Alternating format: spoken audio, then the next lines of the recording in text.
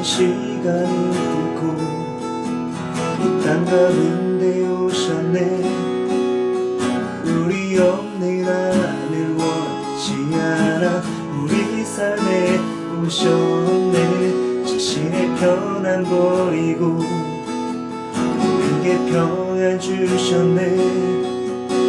가장 낮은 자의 모습으로 우리 삶에 오셨네. 하나님 우리와 영원히 함께 하시네. 꿈없는 우리에게 그 나라 보여주시네. 연약한 자들의 친구가 되어 주시고 힘없는 우리의 인생을 위로하시네.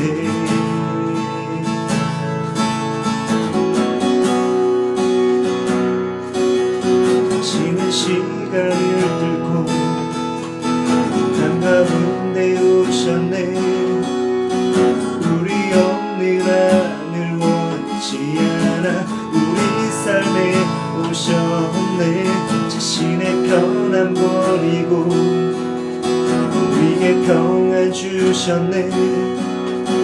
가장 낮은 자의 모습으로 우리 삶에 오셨네.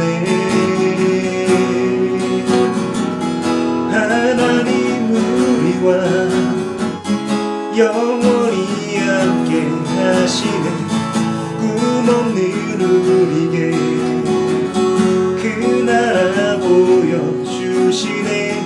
연약한 자들의 친구가 되어 주시고 힘없는 우리의 인생을 위로하시네. 하나님 우리와 영원히 함께 하시네. 꿈없는 우리에게 그 나라 보여주시네. 연약한 자들의 친구가 되어 주시고 힘없는 우리의 인생을 위로하시네.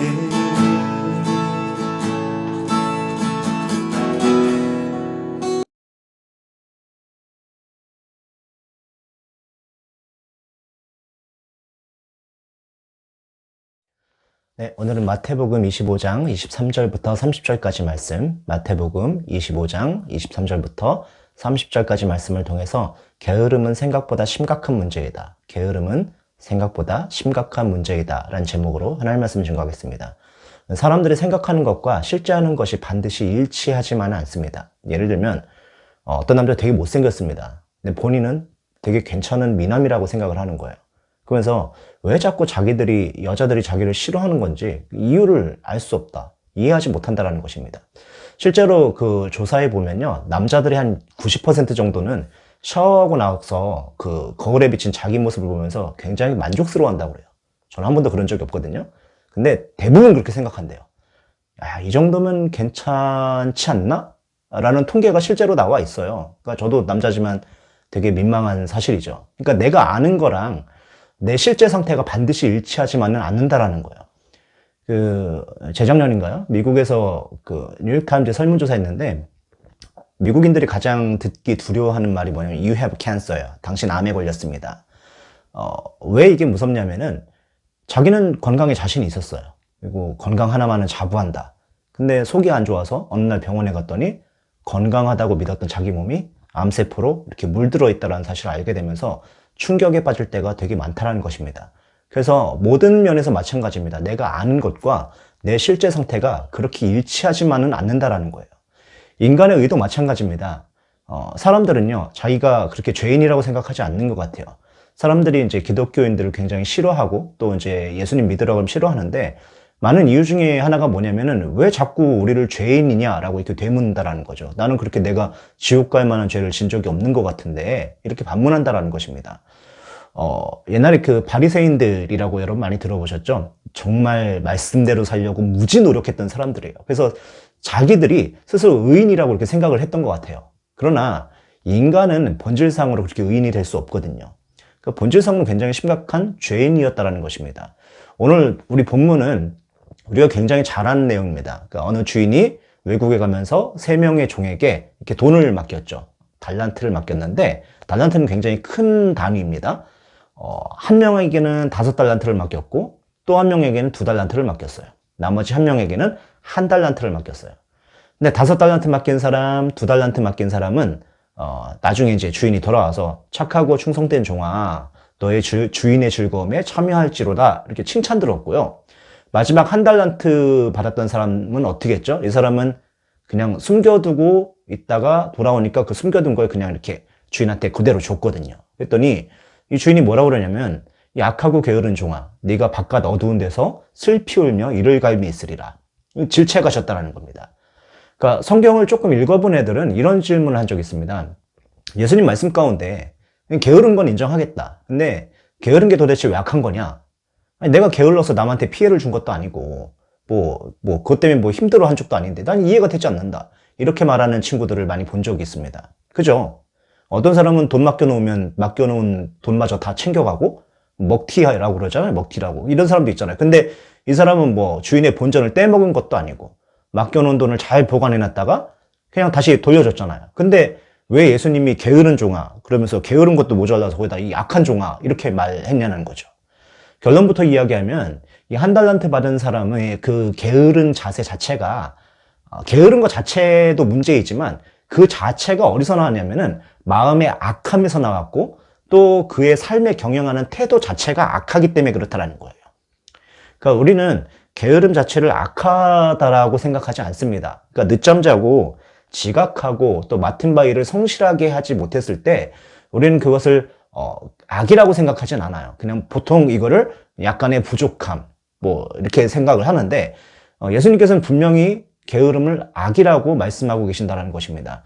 이런 시각에서 본문 말씀을 본다고 할 때 우리는 두려운 마음으로 다시 한번 이 말씀을 바라봐야 된다고 생각합니다. 2가지 보겠는데 첫 번째 우리가 깨달아야 될 것이 뭐냐면 하나님께서 우리에게 주신 기회가 굉장히 제한적이라는 거예요. 그러니까 다시 말하면 할 일이 없어질 때가 온다라는 것입니다. 하나님께서 우리에게 기회를 주셨을 때 충성을 다해야 되는데 그때 제대로 일하지 않으면 그 기회를 거두어 가신다라는 거예요. 그러니까 이런 겁니다. 하나님께서 제일 처음에 우리를 테스트하기 위해서 뭔가를 이렇게 맡기세요. 이놈이 어떻게 하나 보자 그러고 맡기신 다음에 이제 본다라는 거죠. 그래서 하나님께서 마냥 기다리는 것이 아니라 어느 시점이 되면 반드시 그 맡긴 거에 대해서 결산을 하시고 다시 더 맡기시든지 아니면 그걸 뺏어가 버리시든지 하신다라는 것입니다. 그러므로 우리가 두려운 마음으로 하나님께서 우리에게 기회를 주셨을 때 충성해야 된다는 겁니다. 이건 모든 면을 얘기하는 거예요. 그러니까 교회 일을 얘기하는 게 아니에요. 자, 그렇지 않으면 다 없어지게 된다는 것입니다. 일 빼앗기게 돼서 할 일 없이 노는 것만큼 불쌍한 인생은 없다고 생각을 해요. 그 통계에 따르면요. 우리나라가 하루에 그 평균 38명씩 자살을 해요. 스스로 목숨을 끊어요. 근데 이제 38명이요. 근데 여자보다 남자가 한 2.5배 정도가 더 높아요. 더 많이 자살을 해, 남자가요. 근데, 특징이 뭐냐면 10대나 20대보다 30대에서 60대 사이의 자살률이 훨씬 더 높다고 그럽니다. 그러니까 여러분 같이 10대들이 자살하는 이유는 대부분 학폭이나 아니면 뭐 성적 문제, 뭐 이런 이성 친구 문제 이런 건데 30대 이상, 약 성인들의 자살 중 가장 큰 비중을 차지하는 그 원인 중에 하나가 뭐냐면은 여러분 들어보셨을 거예요. 실직이라고. 실직이 뭐죠? 예, 직장에서 잘리는 걸 실직이라고 해요. 그러니까 일할 수 있는 기회를 뺏긴 겁니다. 물론 이제 기업이나 사회 구조적인 문제 때문에 어쩔 수 없이 이렇게 실직하는 사람들도 많이 있어요. 반면에 어떤 경우에는 본인의 게으름으로 인해서 직장을 잃게 되는 경우도 적지 않다라는 것입니다. 그러니까 일뿐만이 아니라 이거는 친구 관계도 똑같아요. 한번 생각을 해보세요. 친구랑 만나기로 약속을 했어요. 그럼 나가야 될 거 아니에요. 근데 나가 너무 귀찮은 거예요.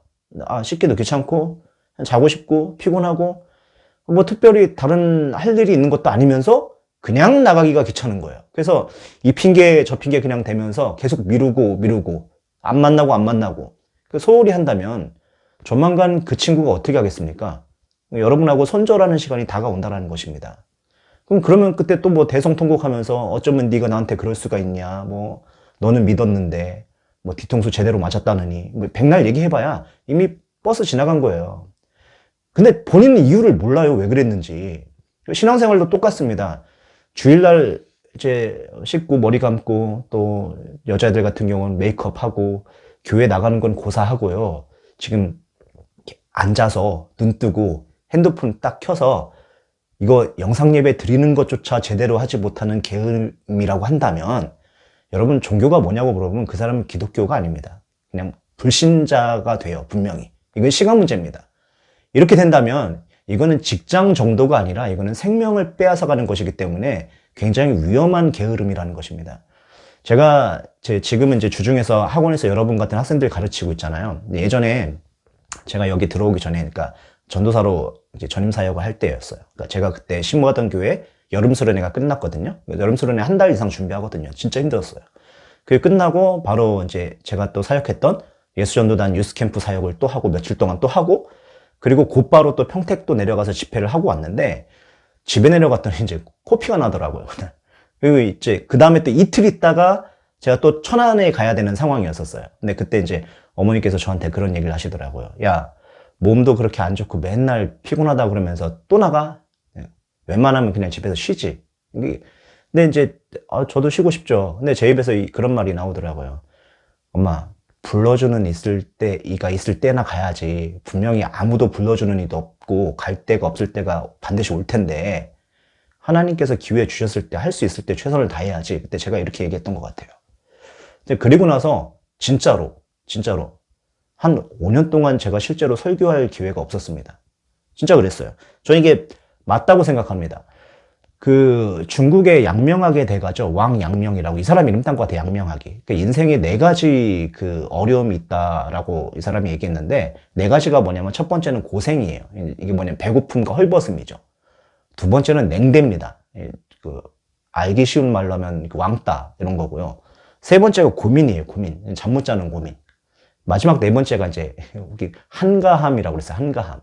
그러니까 왕양명은 4번째로 말한 이 한가함이 인생의 어려움 중에 최고의 어려움이라고 그랬거든요. 그럼 한가함이 뭡니까? 아무것도 할 일이 없는 거예요. 이게 한가함이에요. 옛날에 제 대학교 친구가 임용고시를 보고서 이제 발령이 나기까지 한 8개월 정도 놀았어요. 근데 이제 어느 날 이 친구한테 전화가 왔어요. 병원이라고. 깜짝 놀라서 가봤죠. 침대에 누워서 이제 링거 꽂고 드러누워 있더라고요. 그래서 무슨 일이냐 했더니 6개월째 놀다가 과로로 쓰러진 거예요. 그러니까 저는 이걸 당시 이해를 못했어요. 아니 놀다가 쓰러져? 근데 이 친구가 이제 학교 다니면서도 이제 3년 동안 이제 계속 아르바이트로 또 이제 파트타임으로 해서 이제 일하던 학원이 있었거든요. 그 학원에 이제 사표를 던져놓고서 2주간 놀았는데 몸이 아프더래요. 이게 그랬더니 병원에 갔더니 과로라고.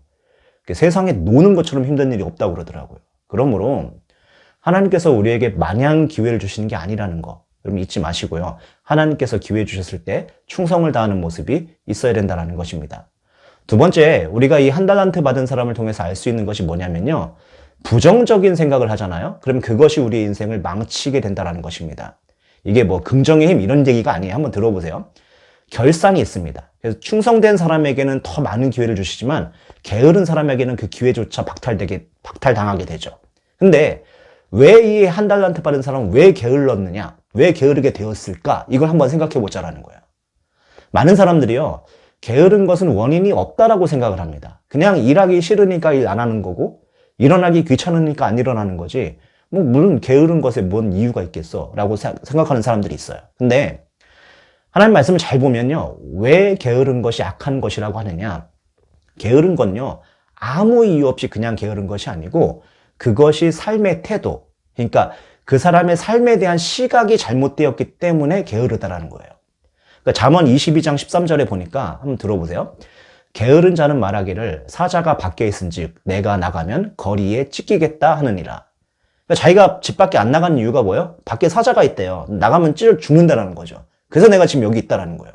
그러니까 게으른 사람은 말도 안 되는 생각을 이렇게 하는 거예요. 안 되는 것만, 안 되는 방향으로만 계속 생각하고 되는 방향으로는 절대 생각하지 않아요. 그러면 지금 우리 학교는 거기 보면 그 형사하고 같이 나오는 그 그 의경인가요? 알죠? 서울대 출신. 말하는 거 보면서 계속 안 된다고, 나가면 죽는다고, 계속 살아야지, 여기 있으면 죽을 것 같아. 저희 저거 안 될 것 같아. 저 차 시동 걸릴 것 같지? 저거 안 될 것 같은데요. 여기 나갈 수 있을 것 같지? 못 나갈 것 같은데요. 계속 그러잖아요. 죽을 줄 알았는데 또 살대? 그럼 공부도 그래요. 공부 안 하는 애들은요, 대부분 어떻게 생각하는, 이렇게 생각해요. 해봤자 내가 되겠나? 여태도 안 했는데 인제 와서? 인제 와서 공부한다고 내가 뭐 서울대를 가겠어? 연세대를 가겠어? 이런 생각을 하는 거예요. 그러니까 이런 생각의 태도를 가진 사람들은요, 공부뿐만이 아닙니다. 거의 모든 걸 다 이런 식으로 합니다. 오늘 본문에 한 달란트 받은 사람은 어떻습니까? 이 사람은 변명부터 시작합니다. 우리 주인은 굳은 사람이라고 그러고, 심지 않은 데서 거두는 사람이라고 그러고, 그러니까 생각이 잘못되니까 그의 삶이 게을러지게 되어 있다는 것입니다. 저는요, 개인적으로 느린 사람을 되게 별로 좋아하지 않습니다. 그러니까 저는 사실 고향이 충청도 사람이에요. 뼛속까지 충청도 사람이에요. 사투리 쓰는 거 본 적 있나요? 있나? 그러니까 근데 이제 충청도 사람 되게 느리잖아요. 근데 저는 민기적거리고 시간 약속 안 지키는 거 제일 싫어하고요. 빨리빨리 행동 안 하면 좀 참을 수가 없어요. 왜냐면 우리가 살아가고자 하는 마음이 있고 또 뜨거운 열정이 있으면요, 발걸음부터 달라집니다. 걸음걸이부터 달라요. 근데 반대로 우리가 생각이 느려지고 마음이 악해지면 우리 몸도 느려지고요, 그리고 몸도 악해진다라는 것입니다. 그 대표적인 악함이 뭐냐면 능력이 있음에도 불구하고 아무것도 안 하는 것이에요. 저는 개인적으로 불교가 정말 악한 종교라고 생각하는 게 뭐냐면, 제가 옛날 한때 그 예수님 믿기 전이에요. 정말 진리가 있을까? 그래서 제가 청운사라고 우리나라에서 가장 큰 절이거든요. 거기 내려가서 스님들하고 함께 2달 가까이 이렇게 생활한 적이 있었거든요. 스님들 정말 똑똑합니다. 정말 박식까지 공부 열심히 하시고요.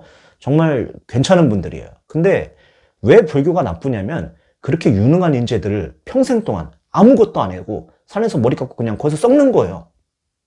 이게 악함인지 뭐겠습니까? 그럼 굉장히 희한한 게 뭐냐면요, 주님께서 주신 기회를 붙잡고 충성하는 사람들은요, 주님께서 건강도 주시고 또 힘도 주세요. 능력이 안 되면 능력도 주십니다.